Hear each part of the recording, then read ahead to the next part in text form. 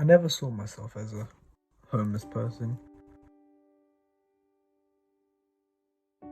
At face value, I'm an ordinary student.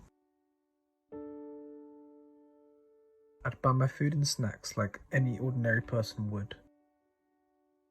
Well, when I could afford it, of course. I technically had a house, but I couldn't call it a home. A home is meant to feel safe. And unfortunately, that's not the case for me. My car was my home. It gave me a roof over my head, and that's all I needed.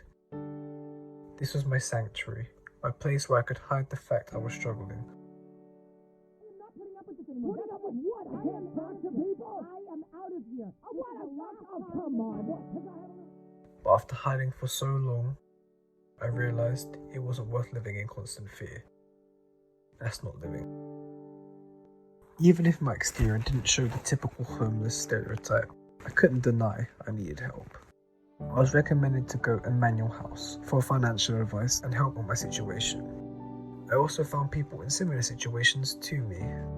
I could relate to others for the first time and didn't feel so alone. Not only did Emmanuel House have services I needed, they provided so much more. I was in an abusive household, and I felt I had no other way out other than to run and live in the streets of my car. It was like I hit a dead end, and that I was destined to be homeless forever. But the staff at the Emmanuel House assured me that it wasn't the end. They gave me support to access suitable accommodation, helped me deal with my trauma through support sessions, and give aid on essential stuff like clothes and food.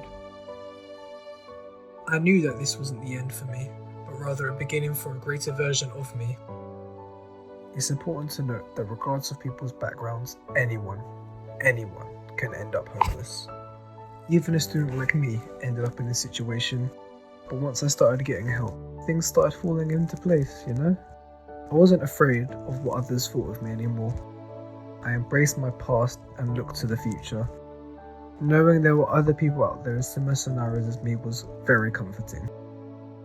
The world didn't seem as scary and intimidating anymore. For the first time, I felt freed from my burdens which I held for so long. All thanks to the people at Emmanuel House.